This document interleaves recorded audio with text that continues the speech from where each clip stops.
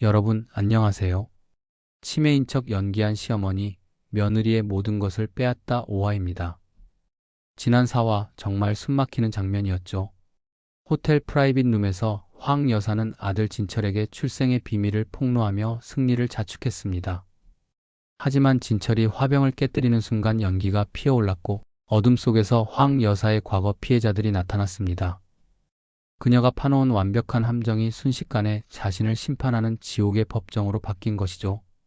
오늘 5화에서는 마침내 모든 죄가 폭로되고 괴물이 자신의 죄값을 치르는 가장 통쾌하고 또 가장 비참한 심판의 과정이 펼쳐집니다. 지금 시작하겠습니다. 짙은 연기가 자욱한 호텔의 프라이빗 룸. 내 회사 내놔, 이 악마 같은 년아. 과거의 망령들이 황 여사를 향해 수십 년 묵은 원한을 토해냈습니다. 공포에 질려 뒷걸음질 치던 황 여사는 비명을 질렀습니다. 저리가, 이거지 같은 놈들. 경비 불러. 하지만 그녀의 비명에 응답하는 사람은 아무도 없었습니다. 그때 철컥하는 소리와 함께 방 안의 조명이 다시 켜졌습니다. 연기가 서서히 걷히고 황 여사는 자신의 눈앞에 서 있는 두 사람을 보고 숨을 멈췄습니다. 오지은, 그리고 그 옆에 늙은 탐정 고 반장. 두 사람은 마치 지옥의 심판관처럼 차가운 눈으로 그녀를 내려다보고 있었습니다. 황 여사의 얼굴이 분노로 일그러졌습니다. 내년 짓이었구나. 감히 이 천한 것이. 지은은 대꾸할 가치조차 없다는 듯 그녀를 외면했습니다. 대신 고 반장이 손짓하자 그의 팀원들이 방 한가운데에 거대한 스크린을 설치했습니다. 잠시 후 스크린이 켜지고 영상 하나가 재생되기 시작했습니다. 그것은 며칠 전 황 여사의 방에 설치했던 바로 그 몰래카메라 영상이었습니다.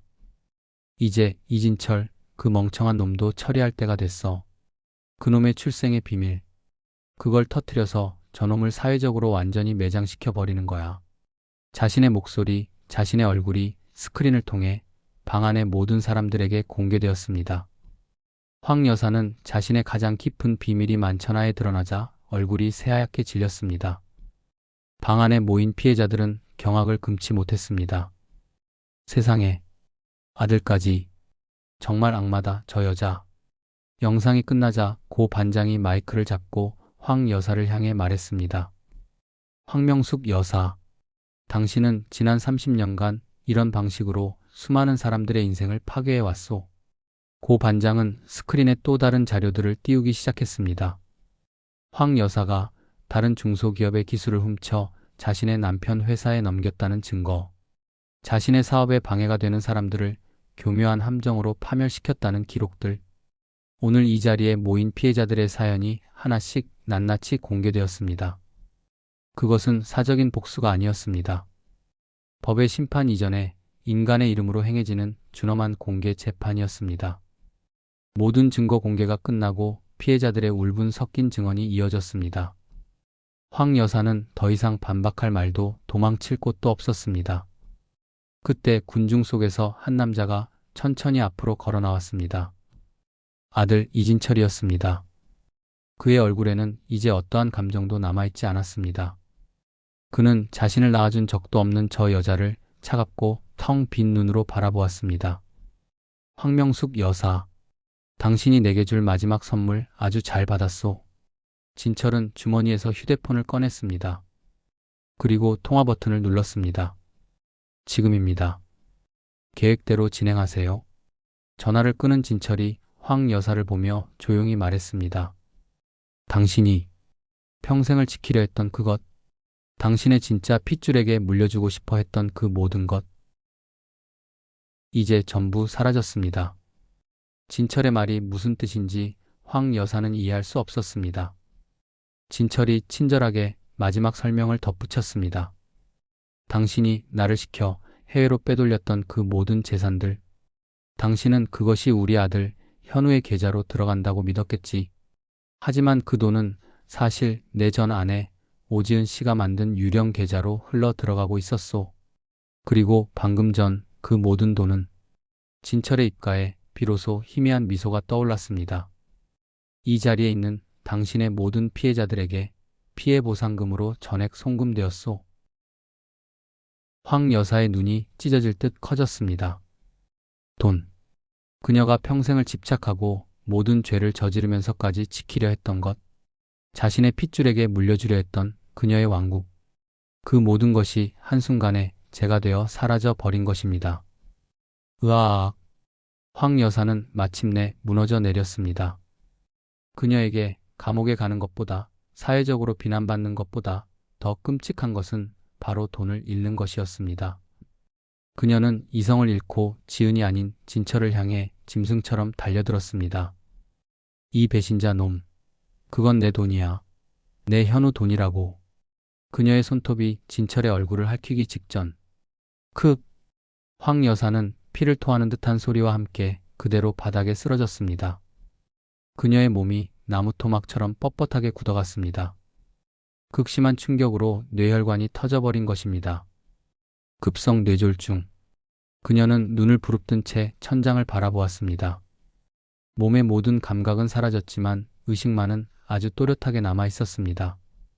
자신을 둘러싼 피해자들의 경멸 어린 시선, 자신을 내려다보는 지은과 진철의 차가운 눈빛, 그 모든 것을 지켜보고 듣고 느낄 수는 있지만 손가락 하나, 목소리 한 번 낼 수 없는 완벽한 감옥. 그녀 자신의 몸뚱이라는 감옥에 영원히 갇혀버린 것입니다.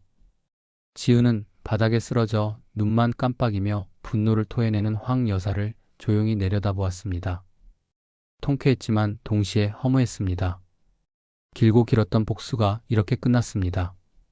지은은 진철을 그리고 고 반장을 마지막으로 방 안의 모든 사람들을 한번 둘러보고 조용히 그 지옥의 방을 걸어 나왔습니다. 복수는 끝났고 이제 그녀에게는 새로운 인생이 기다리고 있었습니다. 몇 주의 시간이 흘렀습니다. 호텔 심판 사건은 대한민국을 떠들썩하게 만들었던 가장 큰 스캔들이었습니다. 언론은 악마 시어머니의 소름 끼치는 사기극과 그에 맞서 통쾌한 복수에 성공한 며느리 오지은의 이야기를 연일 대서특필했습니다.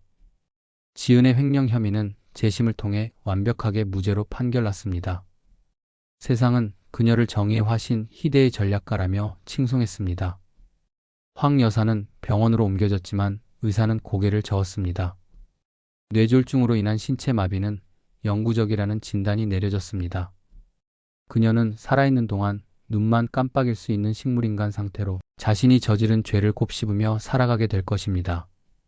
과거의 피해자들은 지은과 진철이 설립한 피해자 보상 재단을 통해 수십 년간의 억울함을 모두 보상받았습니다. 모든 것이 제자리를 찾아간 것처럼 보였습니다. 지은 역시 새로운 삶을 시작했습니다.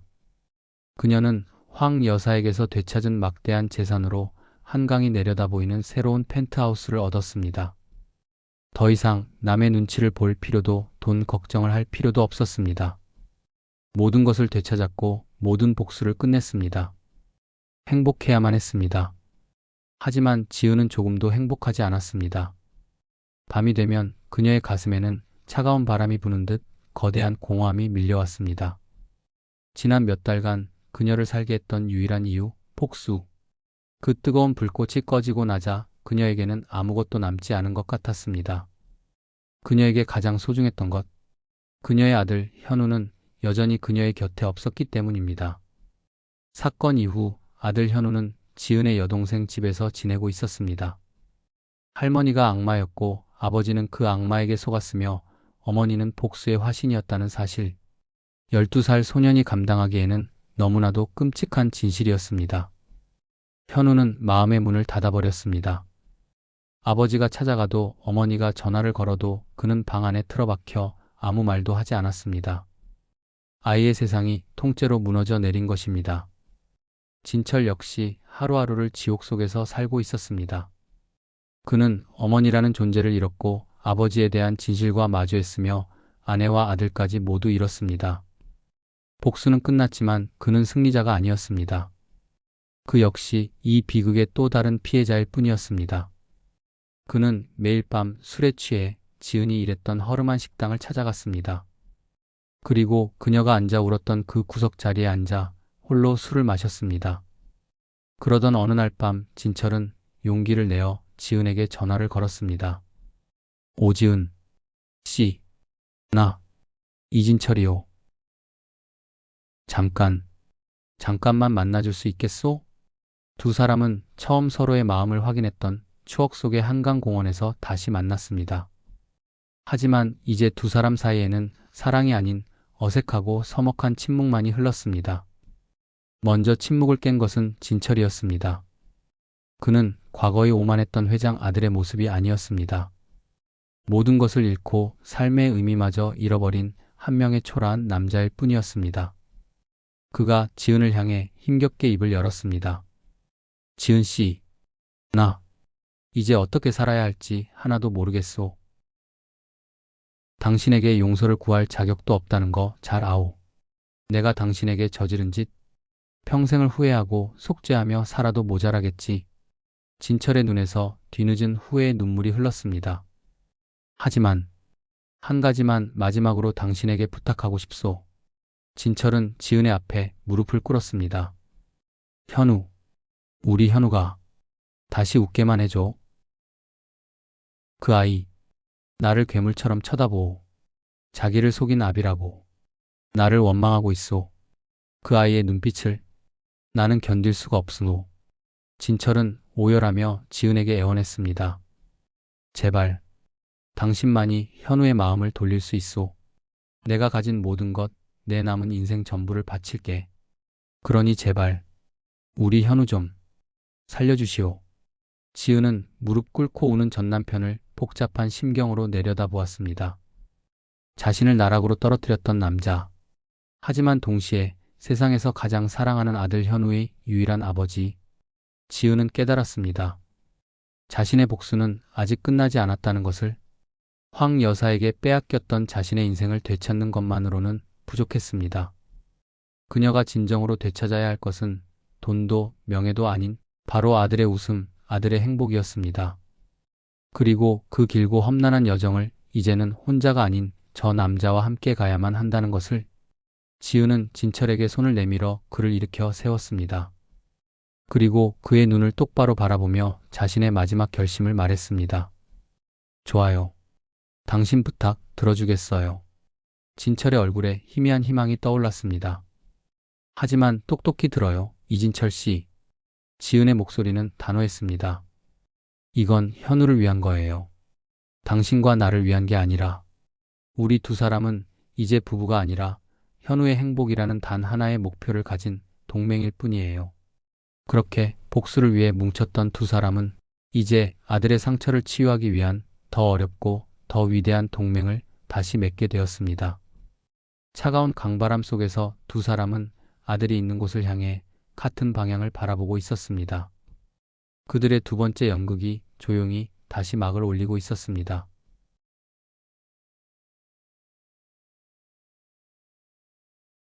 여러분, 5화는 여기까지입니다.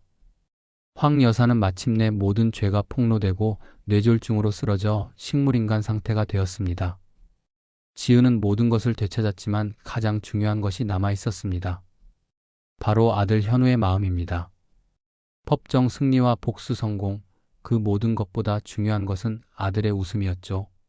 과연 지은과 진철은 상처받은 현우의 마음을 치유하고 진정한 가족을 되찾을 수 있을까요? 다음 6화에서는 가족의 사랑을 되찾기 위한 지은과 진철의 감동적인 여정이 펼쳐집니다. 다음 이야기를 절대 놓치지 마세요.